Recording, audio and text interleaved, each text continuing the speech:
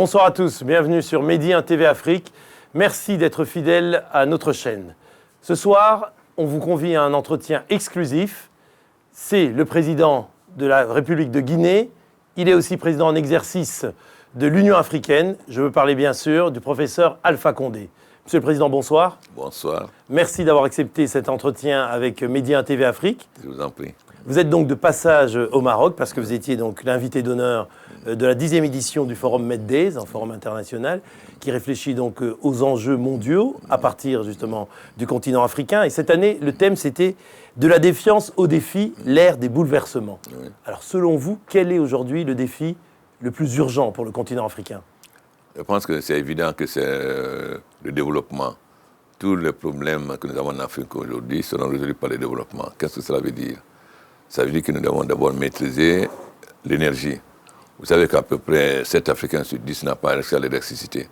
Or, la maîtrise de l'énergie va nous permettre de transformer nos matières premières agricoles et minières sur place. Le deuxième, bien sûr, c'est les infrastructures, les routes et les chemins de fer. Parce que nous sommes en train d'évoluer vers le marché commun africain. Mais comment voulez-vous avoir un marché commun si vous n'avez pas de route de chemin de fer pour commercer ? Vous savez que le commerce intra-africain était très faible. Donc, le troisième, c'est l'industrialisation, c'est-à-dire la transformation de matières premières agricoles et minières localement. Ensuite, la maîtrise de l'éducation, la maîtrise des nouvelles technologies et la santé. Je pense que si l'Afrique relève ces 5 défis, nous ne verrons plus nos enfants aller mourir dans les eaux de la Méditerranée. Et ils auront du travail sur place.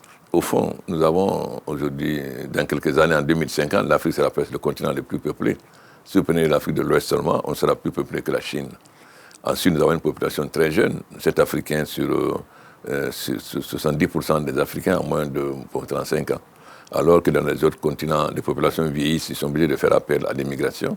Nous avons une population jeune et qui, aujourd'hui, n'est pas en retard par rapport à leurs frères occidentaux dans ce qui concerne la maîtrise des nouvelles technologies.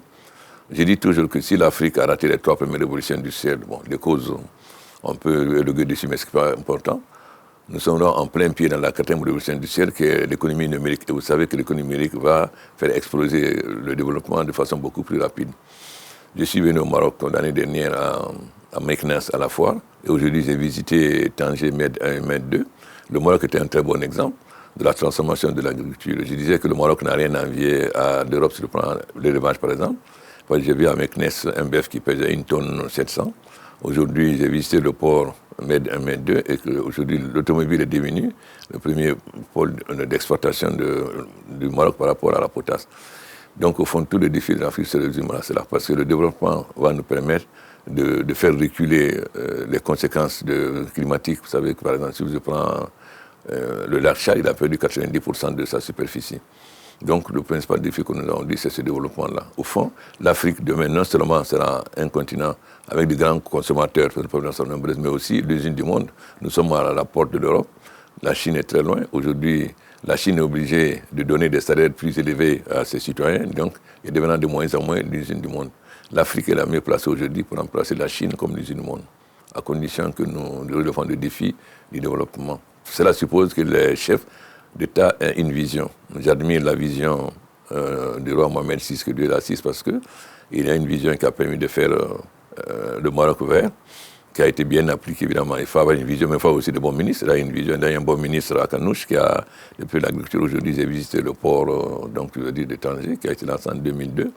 Voilà, donc concrètement, c'est-à-dire que c'est un défi qu'on peut relever. Si le Maroc a relevé en partie, ça veut dire que les autres pays aussi peuvent relever ces défis. Alors justement, Monsieur le Président, on l'a dit, vous êtes président en exercice de l'Union africaine. Votre mandat, si on peut dire, terminera donc à la fin de cette année. Quel sera votre bilan ? Qu'est-ce que vous, professeur Alpha Condé, à la tête de l'Union africaine, vous aurez apporté durant cette année de présidence ?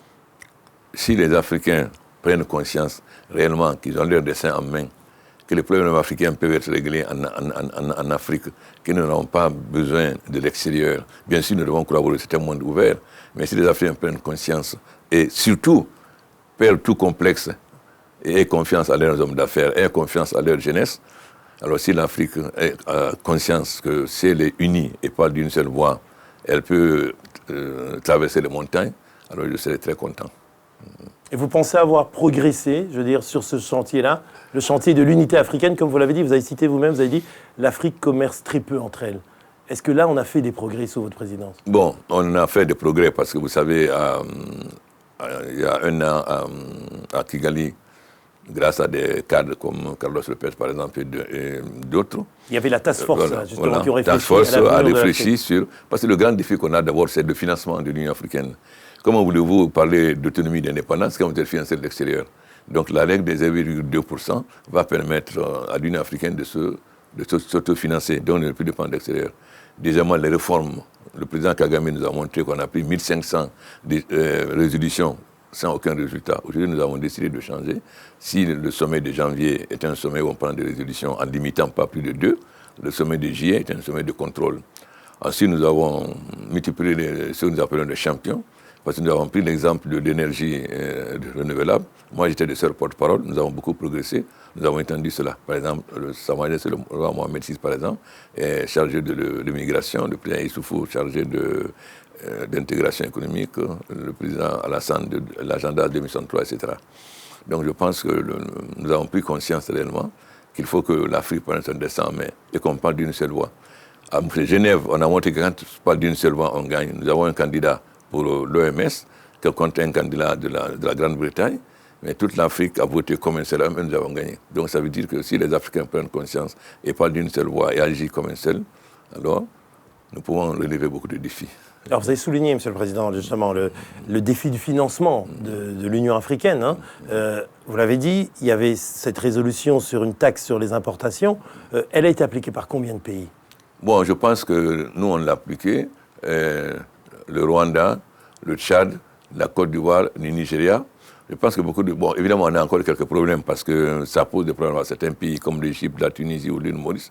Mais nous sommes en train de discuter pour trouver une solution avec eux, quitte à fixer un montant maximum pour ne quand même pas pénaliser les économies de certains pays. Mais il y a déjà des pays, je crois 5 ou 6, qui l'ont déjà introduit dans leur loi de finances. Donc c'est déjà un grand pas, surtout quand on voit un pays comme le Nigeria, quand même, qui est un très grand pays, qui a introduit ça déjà dans sa loi de finances, c'est quand même extrêmement important. Et vous sentez que justement, après ce sommet de Kigali, comme vous l'avez dit, où il y a cette feuille de route pour les réformes de l'institution continentale de l'Union africaine, la prise de conscience est maintenant réelle chez tous les leaders africains? Bon, je pense que la prise de conscience au niveau de la jeunesse est réelle. Vous savez, changer l'Afrique, ce n'est pas facile. Parce que beaucoup ne souhaitent pas que l'Afrique change. Beaucoup ne souhaitent pas que l'Afrique se prenne en main. Et beaucoup souhaitent que nous soyons encore dépendants, qu'on nous dise ce que nous devons faire, etc. Donc, beaucoup parmi qui? Les Africains ou les autres? Disons que c'est à nous à nous battre pour éviter que tout ce qui ne souhaite pas que l'Afrique avance se prenne en main, qu'on fasse en sorte qu'on réussisse. Alors, Monsieur le Président, dans quelques jours, à la fin du mois de novembre, du 28 au 29 novembre, il y aura justement le sommet Union africaine, Union européenne à Abidjan. Vous êtes le président en exercice de l'Union africaine, donc vous avez le leadership. Et vous avez parlé récemment de la nécessité de changer, de repenser le partenariat Europe-Afrique. Qu'est-ce que ça veut dire concrètement? Ça veut dire que l'Afrique est un continent, l'Europe est un continent. Nous devons travailler sur une base d'égalité. Nous sommes des États souverains, les pays européens sont des États souverains. Il faut que ça soit une coopération donc entre États souverains et États souverains. Ça veut dire qu'on respecte la souveraineté de chaque État et que ça soit une coopération gagnant-gagnant, bénéfique aux deux parties. Nous avons les mêmes défis aujourd'hui, bien sûr, parce que l'Europe est confrontée à l'immigration qui fait développer le populisme. Nous, nos enfants meurent dans la Méditerranée. Il faut que l'Europe comprenne que ce n'est pas en rejetant nos enfants, en nous faisant signer des accords pour retourner nos enfants, mais c'est en accompagnant l'Afrique pour son développement, comme je veux dire, le problème principal, que nous pouvons résoudre le problème de l'immigration qui est dû à la pauvreté, à la fait que les enfants croient que le paradis se trouve en Occident.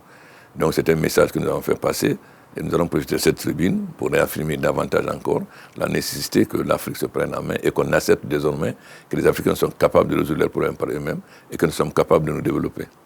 Est-ce que, de ce point de vue, l'Afrique parle aujourd'hui d'une seule voix? Bon, comme a dit le président tunisien, le président Alpha Condé veut qu'on parle d'une seule voix, il a raison, mais ce n'est pas toujours très facile. Je pense que dans certains domaines, nous parlons d'une seule voix. C'est un peu difficile, mais nous avons fait beaucoup de progrès, mais il reste encore beaucoup à faire parce que, bon, vous savez, on n'a pas l'habitude de voir l'Afrique comme ça, on a de voir l'habitude divisée, qu'on peut manipuler, etc. Donc, beaucoup souhaiteraient que cette situation continue. Et nous avons la volonté de changer cela. Je pense qu'on va y arriver. Comme j'ai donné l'exemple de l'élection du directeur général de l'OMS, où l'Afrique a parlé d'une seule voix, on a élu, notre candidat éthiopien a été élu. Et je pense que progressivement, les Africains comprennent réellement qu'on est fort quand on est ensemble. Parce que l'Afrique, c'est un grand continent. Oui. Alors, Monsieur le Président, vous avez parlé tout à l'heure, vous avez dit donc justement, un des thèmes centraux de ce sommet, ça sera la jeunesse. Vous l'avez dit, en Afrique, près de 70% de la population a moins de 25 ans. Donc c'est un continent jeune, effectivement. Qu'est-ce qu'aujourd'hui, vous, en tant que leader africain, pouvez dire aux jeunes Africains pour leur donner espoir en l'avenir? Bon, ce n'est pas seulement dire, c'est montrer aussi l'exemple. Et faire aussi alors. Bon, voilà, parce que c'est faire comprendre à la jeunesse africaine que l'Afrique est un continent d'avenir. Mais que pour cela, il faut que la jeunesse s'adonne à l'éducation. C'est-à-dire l'éducation est fondamentale, parce que si la jeunesse africaine maîtrise de nouvelles technologies, elle sera capable de transformer cette Afrique. Bon, deuxièmement, il faut que nous donnons l'exemple. C'est-à-dire, vous savez, lorsque j'étais en Allemagne à la rencontre, Mme Merkel m'avait dit, vous parlez franchement, il faut qu'on se parle franchement aussi. Bon, nous avons une responsabilité. Mais lorsque la femme d'un président va faire des courses aux Champs-Élysées, même s'il n'y a pas d'électricité, les jeunes, ils voient ça. Donc ça aussi, ça contribue à l'immigration. C'est-à-dire qu'il faut que nous aussi, nous gérons nos pays au profit des courses les plus défavorisées, c'est-à-dire les femmes et les jeunes. Parce que parler aux jeunes, mais il faut leur montrer qu'effectivement, nous nous soucions de leur avenir et que nous sommes décidés à investir en eux, ça veut dire à développer l'enseignement, la santé et les possibilités d'insertion. Parce que j'ai dit il y a 4 ans à Johannesburg, mes parents, nous avons une bombe sous notre, vous voyez quoi, sous notre chaise, je veux dire. Une bombe à retardement, comme on dit. J'ai dit la jeunesse, si nous n'arrivons pas à donner de l'emploi à ces jeunes, c'est une explosion. Par contre, si nous arrivons à donner de l'emploi, c'est une chance. Donc c'est très bien que le sommet Union africaine, Union européenne ait comme thème investi dans la jeunesse. Parce que c'est le mode d'ordre aussi de l'Union africaine. D'ailleurs, le prochain sommet a comme modèle la lutte contre la corruption. Nous avons pris le président Buhari comme champion parce qu'il est en train de montrer l'exemple au Nigeria. Donc c'est lui qu'on a pris comme champion pour la lutte contre la corruption. Donc investir dans la jeunesse, diminuer la corruption et imposer une bonne gouvernance au profit des larges couches populaires, c'est-à-dire les jeunes et les femmes. C'est ça qui va donner confiance aux femmes qui sont importantes dans le développement et à la jeunesse africaine. Alors, Monsieur le Président, vous avez aussi parlé justement du défi de la migration. Vous avez dit cette jeunesse, justement, qui parfois perd espoir et croit que le paradis est ailleurs, au-delà de la Méditerranée. Le Maroc préside, justement, une commission au sein de l'Union africaine qui réfléchit à la migration. Récemment, il y a eu un forum ici au Maroc, à Chkirat, où on devait mettre en place une feuille de route pour penser la migration, penser une politique de la migration. Et il a été dit que, notamment, il faut noter que la plupart des migrations se font à l'intérieur du continent. Elles sont intra-africaines et puis à celle qui va au-delà. Alors comment on peut adresser ce problème de nos jeunes qui croient que le paradis se trouve au-delà de la Méditerranée? Nous avons proposé à Sa Majesté le roi Mohamed VI d'être le champion pour la feuille de route de l'immigration, parce que nous savons que, étant donné la position du Maroc sur le continent et aussi sa vision sur l'immigration, qui peut beaucoup aider l'Afrique à cela. Je pense que si nous avons... Un de nos problèmes, c'est que les échanges entre pays africains sont très faibles. Quand on parle de libre circulation des hommes et des biens, ce n'est pas tout à fait. Donc, c'est plus l'intégration africaine et plus les chances. Si, au fond, vous savez que l'économie, il faut quand même un marché élargi. Bon, à quoi ça sert d'avoir une usine de ciment en Guinée, une usine de ciment en Sénégal, en Guinée-Bissau, etc., alors qu'on peut avoir une usine pour l'ensemble, on a un marché élargi. Donc, plus nous allons vers l'intégration, plus nous nous spécialisons en fonction des avantages de chacun des pays, plus nous avons des chances de donner du travail à nos jeunes déjà sur place. Donc, l'intégration africaine est déjà fondamentale dans la lutte contre l'immigration. Ça ne sera plus l'immigration, ça sera au fond... un Guinéen sera celui au Maroc, comme le Marocain sera celui en Afrique. On n'a pas besoin de dire au Marocain il faut partir, ou bien de dire au Guinéen il faut partir, parce que nous sommes entre Africains, ce n'est pas comme on nous demande de quitter l'Europe. Donc je pense que le roi est en train de... La feuille de route qu'il présentera en janvier, je pense que nous permettra d'oublier. Plus en janvier, le Maroc présentera la feuille de route sur la politique d'immigration. Vous l'avez dit, donc cette année 2017, ça a été une année importante, notamment pour le Maroc, puisque le Maroc a réintégré sa famille institutionnelle, l'Union africaine. selon vous, depuis cette réintégration, qu'est-ce qui a changé au sein de l'Union africaine? Qu'est-ce que le retour du Maroc a apporté dans les débats, dans l'approche des problèmes, dans l'approche des défis du continent? D'abord, le Maroc est membre fondateur de l'EUA en 1963. Le roi Mohamed V a été un des principaux pères fondateurs. Il ne faut pas oublier non plus qu'à cette époque, le roi Mohamed V a apporté un très grand soutien au mouvement de libération, que ce soit à l'ANC, au MPLA, etc. Donc, et puis le Maroc est un des grands pays africains, comme l'Algérie, comme le Nigeria, comme l'Afrique du Sud, etc. Donc, son retour ne peut que renforcer, d'abord sur le plan diplomatique de l'Union africaine, et deuxièmement sur le plan économique. Évidemment, c'est un peu trop tôt, ça fait seulement quelques mois, mais je suis convaincu que le retour du Maroc va beaucoup apporter à l'Afrique. On en jugera dans quelques temps, parce que le temps est trop court, il n'y a que quelques mois. Mais si moi j'ai été un grand partenaire de retour du Maroc, parce que je sais que nous avons besoin du Maroc, comme nous avons besoin de l'Algérie, comme nous avons besoin du Nigeria ou de l'Afrique du Sud, parce qu'ils ont une diplomatie, ils ont une économie qui peut permettre de renforcer la diplomatie africaine et de permettre que la voix de l'Afrique soit plus écoutée. Donc je pense que le retour du Maroc, non seulement est une bonne chose, mais elle va contribuer à faire avancer l'Union africaine. Et justement, prochainement aussi, puisque ce sera au mois de décembre, sommet de la CEDEAO à Lomé, ce sera aussi le sommet qui va justement acter de l'adhésion du Maroc à la CEDEAO. Pour vous, quelle sera la plus-value de l'adhésion du Maroc à la CEDEAO? Bon, en visitant Tanger, j'ai vu que Renault a fait un transfert de technologie, parce que ce n'est pas seulement une usine de montage, c'est une usine qui fabrique presque toute la chaîne. Donc si le Maroc peut faire profiter l'Afrique de la CEDEAO de ce transfert de technologie, afin de permettre aussi aux pays de la CEDEAO de transformer leur économie, c'est-à-dire de transformer leur agriculture, de s'individualiser davantage à l'exemple de la coopération qui est entre, par exemple, le Maroc et certains États européens, et le transfert de technologie, je pense que le Maroc pourra beaucoup apporter. Parce que, terminé, excusez-moi. Non, ce que j'ai vu, quand je prends la révolution verte par exemple, je pense que c'est des exemples où le Maroc peut aider. Moi, je vois aujourd'hui, le Maroc nous accompagne dans l'agriculture, le Maroc nous accompagne dans l'insémination, parce que nos bœufs sont très maigres et produisent très peu de lait. Cette coopération va nous permettre non seulement d'avoir des bœufs beaucoup plus gros, mais aussi de produire beaucoup plus de lait. Donc l'arrivée du Maroc peut nous faciliter le transfert des technologies et la transformation de notre économie. Alors justement, Monsieur le Président vient de parler donc de co-développement. Co-développement, derrière ça, il y a aussi la notion de coopération. Alors un des domaines là où la coopération est importante, c'est celui justement pour préserver la paix et la sécurité en Afrique. On voit ça par exemple dans la région de l'Afrique de l'Ouest, ce qui doit se mettre en place pour faire face à ce défi qui est un défi mondial, mais qui touche le continent africain, celui du terrorisme. Aujourd'hui, vous pensez qu'il y a la force G5 Sahel qui est en gestation, mais est-ce que l'Afrique est, je veux dire, au diapason de ce défi du terrorisme? Non, on ne peut pas dire que l'Afrique est encore au diapason, mais notre objectif, c'est cela. J'ai dit concrètement, pourquoi voulez-vous qu'un Bangladesh vienne mourir en Afrique? Vous vous battez lorsque vous vous sentez concerné, lorsque vous vous battez pour votre pays, c'est-à-dire il y a le patriotisme. Donc, les casques bleus, c'est bien, mais les casques bleus ne peuvent résoudre le problème africain que si les soldats sont africains.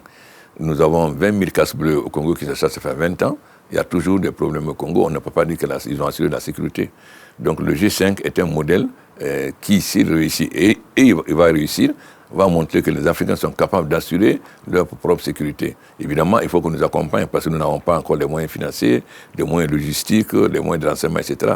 Donc nous avons besoin de coopération pour avoir les moyens financiers, la logistique, le renforcement des renseignements. À partir de ce moment-là, nous sommes capables de vaincre le terrorisme. Mais on ne vaincra le terrorisme, on ne vaincra pas le terrorisme par les armes. On peut continuer le terrorisme, mais le terrorisme fleurit sur la pauvreté.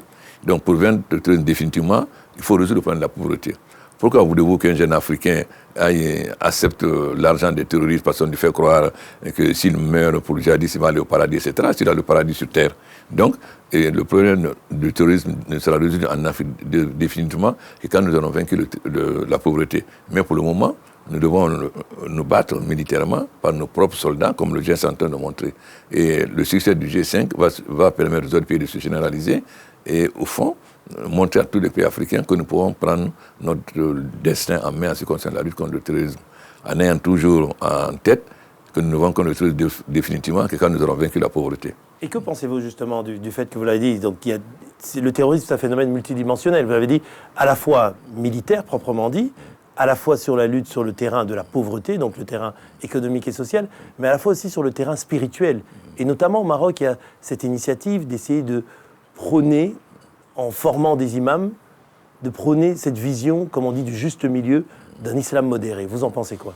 Oui, vous savez, nous, on est de rite malékite comme le Maroc. Le Maroc a compris que la lutte contre le terrorisme aussi passe par une dimension culturelle, spirituelle.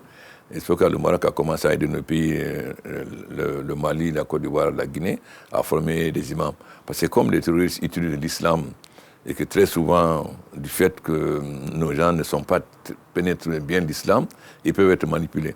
Donc c'est important aussi qu'on montre une autre visage de l'islam, qui est une religion de paix, de concorde, de fraternité. Et donc c'est extrêmement important qu'on éduque nos jeunes dans ce sens-là. Et nous sommes très heureux de cette coopération, de la formation des imams de rite malékite que nous sommes, ce qui évite aussi que les gens soient manipulés par une certaine déformation du Coran. Vous savez, la lutte contre le terrorisme, elle est multidimensionnelle. Parce que pour combattre le terrorisme, on doit utiliser leurs moyens, mais mieux qu'eux. Ils utilisent les armes, nous devons utiliser mieux les armes. Ils utilisent la pauvreté, nous devons combattre la pauvreté. Ils déforment l'islam, nous devons rétablir la vérité de l'islam comme religion de fraternité et comment vous dire ça, et de fraternité non seulement, mais aussi de piété, mais aussi, vous savez, le monde, c'est-à-dire l'entraide réciproque est quand même fondamentale dans ceux qui ont le plus de moyens doivent aider ceux qui en ont moins. Ça, c'est la base de l'islam. Alors, dernière question. Monsieur le Président, le roi Mohamed VI a rappelé le 6 novembre dernier, lors du discours, justement, pour la nation à l'occasion du 42e anniversaire de la Marche verte, les fondamentaux de la position marocaine par rapport au dossier du Sahara marocain. Parmi, justement, ces fondamentaux, la souveraineté inaliénable marocaine donc, sur le Sahara, et aussi le fait que ce dossier doit être traité exclusivement dans le cadre du processus en cours au niveau de l'ONU, avec notamment le nouveau secrétaire général de l'ONU, M. Guterres, qui donne un nouvel élan à ce dossier. Vous, en tant que président de l'Union africaine, quel est votre regard sur ce dossier? D'abord, en tant que président guinéen, nous avons toujours dit que le problème du Sahara doit être traité au niveau des Nations Unies tel que ça a été prévu. Donc, ça reste ma position en tant que président de la Guinée. Maintenant, l'Union africaine, c'est autre chose parce que les États ont des positions différentes. Donc, je peux m'exprimer en tant que président guinéen. Pour la Guinée, le problème du Sahara doit être résolu au niveau des Nations Unies. Parce que c'est dans les Nations Unies qui ont pris ce dossier en main. Nous devons donc encourager, et je sais que le président Guterres, étant donné ce qu'il est, je le connais très bien, c'était mon président lorsqu'il était Premier ministre dans le cadre de l'International socialiste, je lui fais très confiance pour trouver une solution juste. Donc, en tant que président guinéen, je pense que la solution, c'est au niveau des Nations Unies. Maintenant, en tant que président de l'Union africaine, je ne peux pas m'exprimer parce que l'Union africaine, c'est tous les pays, donc je ne peux pas parler au nom de tous les pays. Ce n'est pas encore clair au niveau de l'Union africaine. Non. Non, parce qu'il y a des positions différentes. Mais ce qui est important, c'est que nous avons montré que même si nous avons des divergences sur un point, face aux grands défis de l'Afrique, nous sommes unis. Vous savez, je disais toujours que beaucoup de gens étaient pessimistes en disant « Ah non, le Maroc, pour la parenthèse, ça va faire éclater l'Union africaine. » Et le Maroc a été admis par le consensus. Donc, il n'y a pas eu de vote. Tout le monde a été d'accord que le Maroc revienne. Donc, de plus en plus, si nous sommes conscients que même si nous avons des divergences, mais que les problèmes qui nous unissent, les défis sont tellement importants que nous devons pouvoir momentanément transcender ces divergences pour aller vers ce qui nous unit. Le temps que progressivement, avec le temps, nous puissions résoudre aussi progressivement ces différences qu'il y a entre nous sur certains problèmes. L'essentiel, c'est ne jamais perdre de vue les défis essentiels de l'Afrique sur lesquels on doit tous être unis, tout en gardant nos divergences et en travaillant pour les diminuer. Alors, Monsieur le Président, pour avoir observé votre parcours depuis longtemps, je veux dire, homme politique qui a vraiment une expérience ancrée, président, on reconnaît en vous, tous ceux qui vous connaissent le disent en plus, que vous êtes un optimiste, je veux dire, indéfectible. Qu'est-ce qui fait l'optimisme du président Condé? Moi, je crois en l'homme, à sa capacité de se transformer, de transformer le monde. Donc, si nous faisons confiance à l'homme, nous faisons confiance en nous-mêmes, nous pouvons transformer. Vous savez, quelqu'un disait que pour vaincre l'acier, il faut une force plus forte que l'acier. Mais lorsque des idées justes pénètrent les masses, elles deviennent une force devant laquelle rien ne peut résister. Donc moi, je crois en la capacité des populations, des masses, comme on disait, de transformer le monde. Pourquoi je suis optimiste? Nous, ce que nous étions président de la FEANF, nous nous battions pour l'indépendance et l'unité africaine, on nous prenait pour des utopistes. Mais l'avenir a montré que nous avons eu raison. Donc au fond, en devenant président de l'Union africaine, je ne peux pas oublier que j'étais un ancien président de la FEANF et que la bataille que nous avons menée pour l'indépendance et l'unité africaine reste encore davantage d'actualité aujourd'hui. Et si nous avons beaucoup progressé sur le plan de l'unité africaine, ça montre qu'on n'était pas utopiste. Donc, croire en l'homme et surtout aux populations, aux femmes et aux jeunes, à leur capacité de se transformer, de transformer leur pays. C'est pourquoi je suis optimiste. De toute façon, vous savez, le monde n'avance que par les rêveurs. Si Jules Verne n'avait pas rêvé sur le Nautilus, on ne serait pas parti dans la Lune aujourd'hui. Donc, il faut toujours être optimiste et être un peu rêveur. Merci beaucoup, Monsieur le Président, pour cet entretien. C'est moi qui vous remercie. Merci beaucoup. Et je souhaite bonne chance à votre chaîne. Merci surtout beaucoup. Avec le retour du Maroc en Afrique. J'espère que votre chaîne sera une des plus grandes chaînes africaines. Merci beaucoup, Monsieur le Président. Merci à vous, chers téléspectateurs, pour votre fidélité à Medi 1 TV Afrique. Bonne suite de programmes sur notre chaîne.